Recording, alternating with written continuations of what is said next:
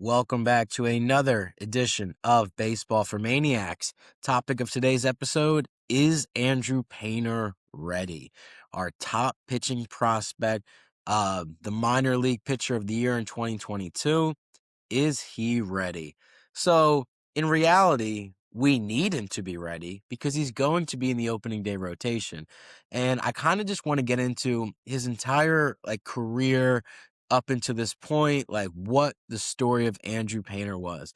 So obviously when he was drafted in the 2021 draft, he was one of the best pitchers, 6'7", 6'8" frame, high release point, 98, 99 mile per hour fastball, wicked curveball, wicked slider.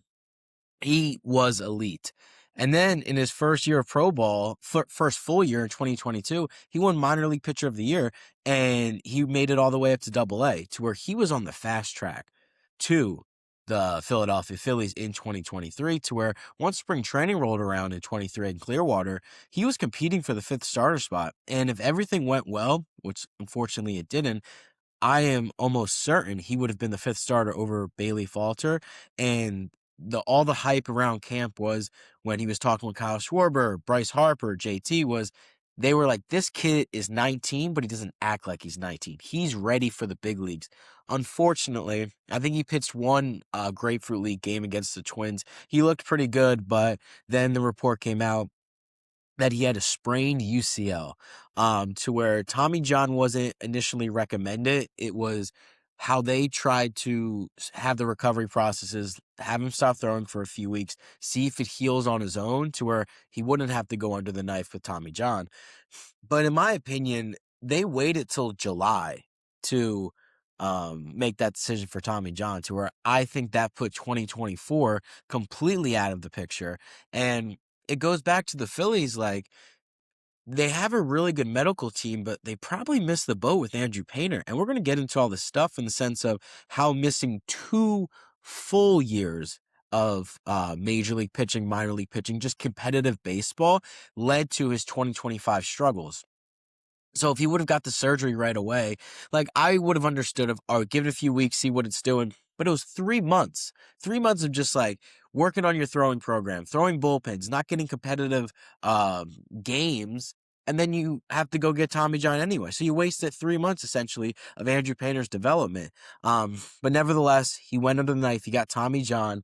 And then obviously he had to miss the entire 2023 season. The entire 2024 season, he did come back for the Arizona Fall League. I remember that. Pretty exciting. And he dominated. But the Arizona Fall League is a little bit different, so I don't really count that as competitive baseball, especially when he was only going 2-3 innings max, I think 25, 30 pitches. It was just good for him to get back on the big league mound after being away for so long. But let's get into his 2025 season, because that's what everyone's talking about. That's what the fans, the media is saying, like, this guy is the guy we didn't trade him for Garrett Crochet, and he has a 5 ERA. Like, this is the prize Phillies prospect. You got to look at it a little deeper, in my opinion.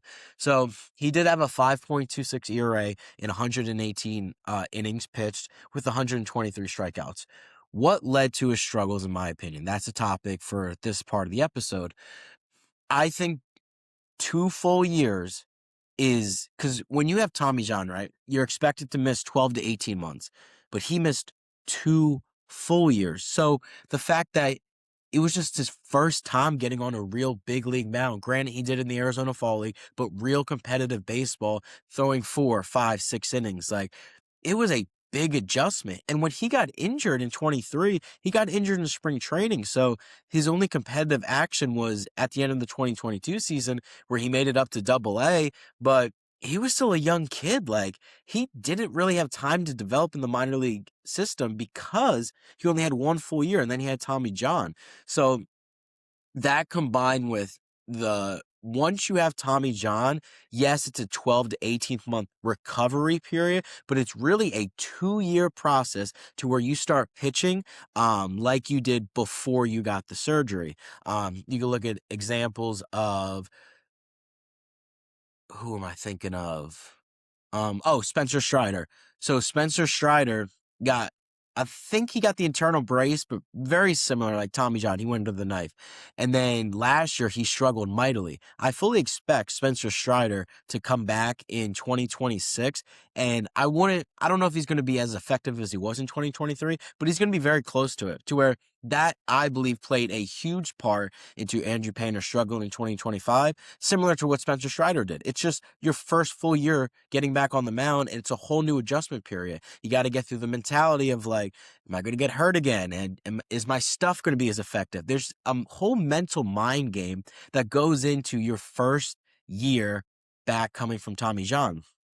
And then also, I think the Phillies mishandled his expectations last year when they said in the spring training conference this time last year that they expect Andrew Painter to be up around July-ish. Now, Dave Dombrowski retracted those comments and said, well, he could be. But you said it, right? Like everyone had the thought of what you said was he's going to be up in South Philadelphia pitching for the Phillies in July-ish. Not that he's going to be ready by July-ish, to where I just felt like that put unreal expectations on a kid that had never seen AAA, because like I said, in 2022, he made it up to AA, but that was it. So, and then another thing, AAA and AA, they have a different ball. Like, I don't know if it's smaller or bigger. I just know there's a difference in the baseball to where that's an adjustment period as well. So you got to think Painter was pitching with a new ball. This was his first full year coming back from Tommy John, 2 years after he was pitching in competitive games. And then he has the expectations of he's going to come up in July to be a savior for the Phillies, to where I just think they mishandled the situation a lot with Andrew Painter. But overall, my opinion on his 2025, I think it was a successful year because he stayed healthy. He threw 118 innings. He had a year where there was restrictions on. A report came out today that there's no restrictions on Andrew Painter anymore because that was his season last year. That was the innings limit. That was the pitch limit, this, that, and the third. And then, sure, you would have loved for him to been more successful to where maybe he could have been up July-ish, August-ish, September-ish, to where he could have been helping the Phillies in their playoff push. But that didn't happen. That was the best case scenario. So I think 2025 was a very successful season in the sense of where he was in his recovery time. Now, what is going to be the X factor in Andrew Painter being successful in the 2026 season? I got two things. One is mentality. Two is actual fastball command. I think mentality is the most important because if you don't have your mentality as a baseball player, if you don't have confidence, you have nothing. And that's for any professional athlete. I hope Andrew Painter realizes how talented he still is, even after the Tommy John, and uses that to attack with the fastball, play off the curveball, use the slider effectively. Don't be afraid to get lit up because if you're afraid to get lit up, you will get lit up. You have to go and try to light the batters up to where I don't know because I can't get in the head of Andrew Painter. From all the interviews I've heard from him from spring training, seems like he's got a good head on his shoulders. He's confident. He's excited, but you never know. So I think mentality is the main thing. Can he handle the pressure of being the Phillies' top pitching prospect and the highest ranked Phillies prospect up until this year when Aidan Miller took that spot? We're just going to have to wait and see.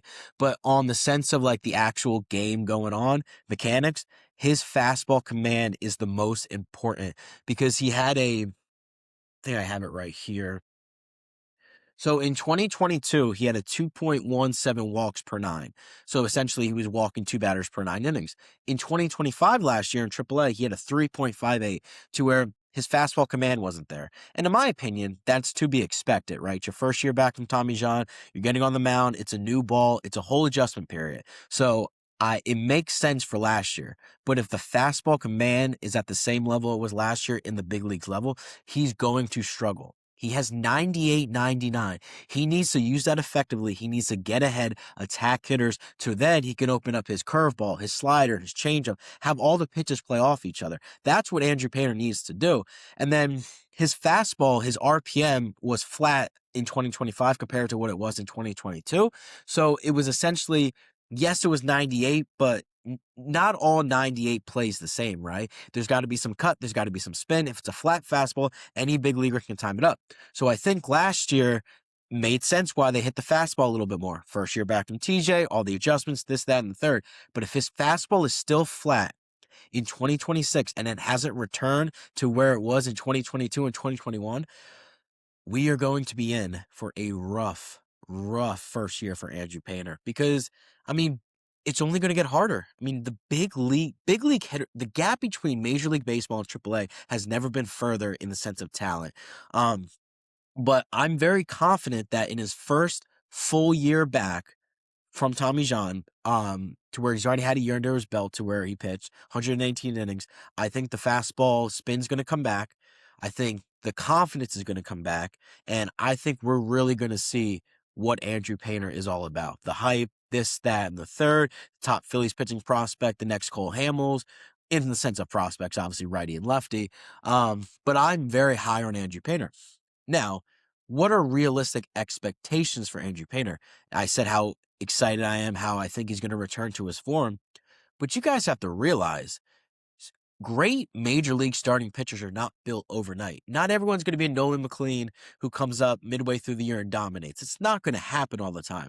Like Justin Verlanders, Clayton Kershaw's, Garrett Cole's, they probably find their groove year 3 or 4, and that's when they become the Garrett Coles, the Justin Verlanders, the Clayton Kershaws. It's an adjustment period to where if you think Andrew Painter's going to come up here and dot a 2 ERA, one would love that. That'd be freaking phenomenal, but that is not realistic.